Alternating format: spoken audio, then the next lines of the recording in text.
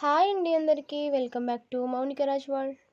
ఈరోజు రెసిపీ వచ్చేసి పన్నీర్ అండి. ఈ పన్నీర్ని ఇంట్లోనే ఫ్రెష్గా ఎలా తయారు చేసుకోవాలో, స్మెల్ రాకుండా అలాగే స్పాంజీగా ఫ్లఫీగా సాఫ్ట్గా ఉండే ఫ్రెష్ పన్నీర్ని ఇంట్లోనే ఎలా తయారు చేసుకోవాలో ఈ వీడియోలో చూసేయండి.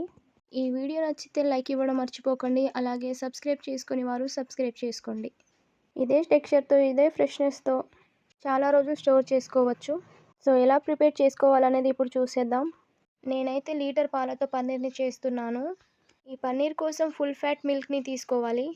ఇప్పుడు ఈ పాల ప్యాకెట్ని కట్ చేసిన తర్వాత ఒక మందపాటి ప్యాన్లోకి ఇలా పోసుకున్న తర్వాత ఇలా ఈ ప్యాన్లో లీటర్ పాలను వేసుకున్న తర్వాత నీళ్ళు అనేది యాడ్ చేయకుండా డైరెక్ట్గానే స్టవ్ మీద పెట్టేసుకోవాలండి. ఇప్పుడు స్టవ్ ఆన్ చేసి ఈ ప్యాన్ని పెట్టిన తర్వాత కింద అడుగంటకుండా గరిటె పెట్టి కలుపుతూనే ఉండాలి. ఇలా పొంగొస్తుంది.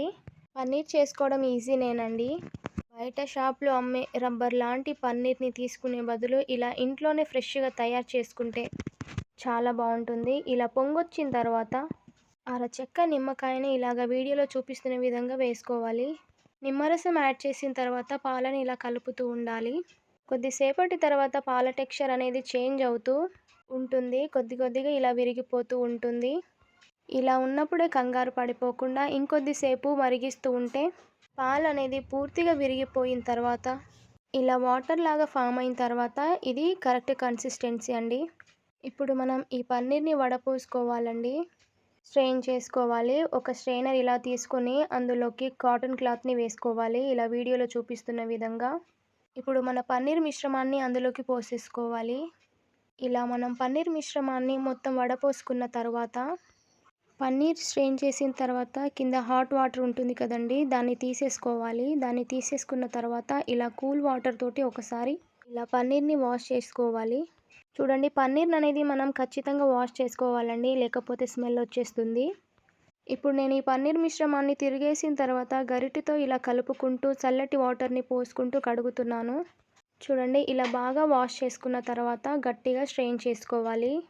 ఇప్పుడు ఈ పన్నీర్లో ఉన్న వాటర్ అంతా బయటికి వచ్చేలాగా ఇలా వీడియోలో చూపిస్తున్న విధంగా ప్రెస్ చేస్తూ స్ట్రెయిన్ చేసుకోవాలి.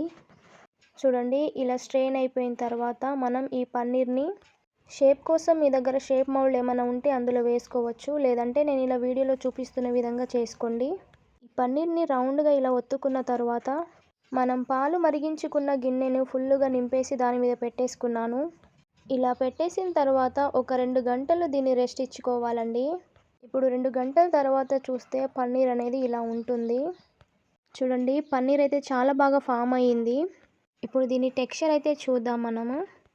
చూడండి ఎంత బాగా కుదిరిందో పన్నీర్ అనేది, ఫ్లఫీగా సాఫ్ట్గా అయితే వచ్చింది.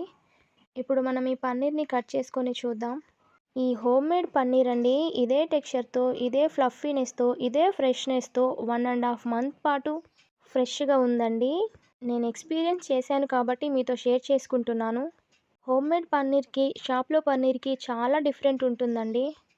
ఈ హోమ్ మేడ్ పన్నీర్ని అయితే పిల్లలకు ఫ్రై చేసి ఇస్తే చాలా హెల్దీ అండి వాళ్ళకు కూడా. మీరు కూడా ఒకసారి ఇంట్లో ట్రై చేసి కమెంట్ చేయండి. చూడండి పన్నీర్ టెక్స్చర్ అనేది ఎలా ఉందో. సో ఇంతేనండి ఈరోజు వీడియో నచ్చితే లైక్ ఇవ్వడం మర్చిపోకండి. Thank you for watching.